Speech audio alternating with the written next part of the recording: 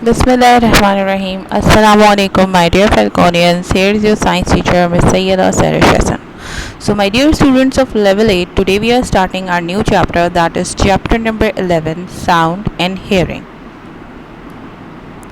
Sound and hearing. When we are talking about sound and hearing, so the two factors which we will going to discuss in this chapter, that is one, the sound, the noise which is creating continuously around us by different objects, and the hearing system, the air system, how this sound enters into our ear and how this sound reaches to our um, reaches to our brain, and how we are going to respond that sound. This is all what we are going to discuss in this topic.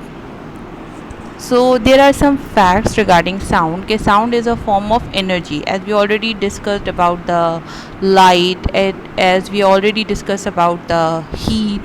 So here is another form of energy, that is sound, which produced by vibrations, right? Sound travels in longitudinal waves. You can see the picture also, just like the symbol of the Wi-Fi, which is normally present on your all devices which containing Wi-Fi or the mobile phones. This Wi-Fi symbol is regarding to the symbol of the sound. These waves of sound are travel in a longitudinal way, in a longitudinal form, right? And sound travels faster through solids than liquids and than gases. The most fastest medium for the sound and the most best medium for the sound is solid. And why it is happening that it is traveling most faster from the solid than liquid than gases? Because of the arrangement of the particles. As we all know that the particles of the solid are compact with each other, they are just side by side, they are just attached with each other, so the sound can travel more fastly. Whether when we are talking about the liquids, the particles are little bit far away from each other, so the sound need to travel from one particle to another particle. It takes a little bit time or little bit effort for the sound to travel from one particle to another particle rather than the particles of the solid. And similarly, when we talk about the gas, the air, the particles are very much far away from each other, so the medium become more lesser for the sound, or more weaker for the sound to travel. Now, what are the frequencies? Sound frequencies above 20,000 hertz is called ultrasound, and the frequencies below 20 hertz is called infrasound. And these both of the sounds are those sounds which we are unable to hear, which we are unable to identify, which we are unable to recognize, because the sound with the frequency above 20,000 hertz is so loud that we are unable to hear or identify that sound. And similarly, the sound frequency is below 20 hertz is so low, so low that we are unable to recognize it. But animals are able to identify these both other frequencies because they have a special type of sensors in their hearing system. Now here is another thing, pitch and frequency. What is the difference between the pitch and the frequency? Frequency is basically describing the speed of the light, okay, on which speed light is traveling. While pitch is what is the quality of sound. The sound is thicker or the sound is thinner, sound is very fine or sound is very rough. As we say that the sound of the women is having higher pitch because it is very thin. The sound which is having very thin और बारीक सी आवाज़ निकलती है अगर, तो वो कहलाती है higher pitch. The sound is of higher pitch. While अगर वही साउंड बहुत मोटी ताज़ी आवाज़ में निकले, so we called it on a lower pitch, right? So compression, where molecules are compressed, and refraction, where molecules are spread out. These are the two points which we have to learn when we are talking about the pitch and frequency. The compression, the sound where it is compressing, and this refraction where sound is spreading, फैल रही है, आवाज़ फैलना शुरू हो जाती है, that point is called refraction. And where the sound start compressing, that point is called compression. Now another thing about the vibration, that repeated backward and forward movement of the sound continuously, the backward and the forward movement of the sound is called vibration. And you can take the example of this vibration method of the sound, or the practice of the sound. You can see those lines which appear on the monitor when we are recording the heartbeats of any of the person. So these heartbeats are just appearing on the screen like a vibration continuously, the backward and the forward movement repeatedly continuously. So same type of vibrations can be recorded for the recording of the sound or noticing of the sound. Okay, when the sound become greater or louder, the vibrations get more bigger, and when the sound become weaker or weaker, so the vibrations become smaller. Here you can see the another screen, that is wavelength and frequency. What is the difference between the wavelength and frequency? Now here you can see the picture in front of you guys, that these waves, sound is actually moving like these waves, right? And what is the difference between this crust, means from one height to another height, from one peak to another peak, this distance is called wavelength, right? And when we are talking about larger waves or bigger waves, these are called higher frequency waves. And when these waves are become smaller, so this will be known as the lower frequency waves. But the difference between these two peaks, every two peaks are called wavelength, right? So wavelength is the distance between from one part of the wave then another. Frequency is the number of vibrations in a second. So frequency is measured in hertz. The unit of frequency is hertz, right? Now here is the human ear in front of you on your screen, and it is already drawn in your book as well. You may follow that picture because both of the pictures are very clear, but we are going to discuss about the entrance and traveling of the sound.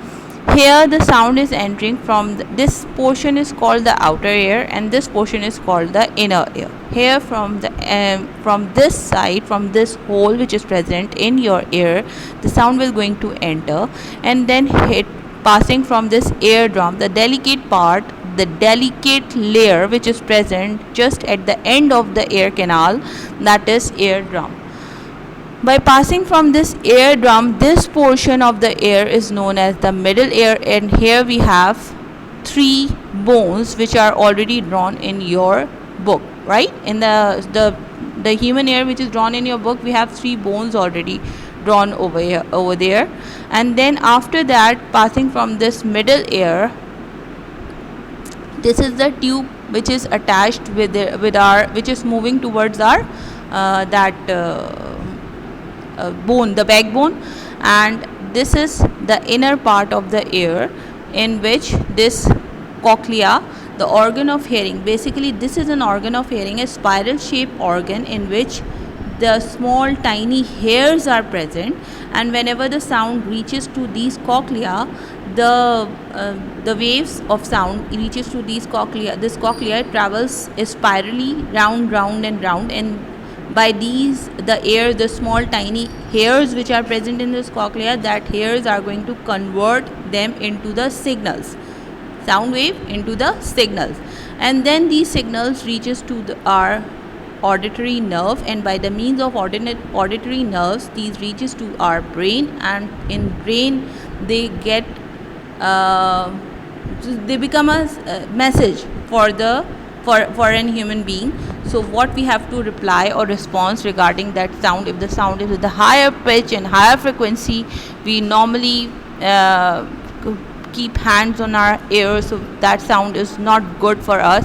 So basically these signals when reaches by the means of this auditory nerves to our brain, these auditory nerves to our brain, then we are able to respond the type of the sound whatever we are going to hear.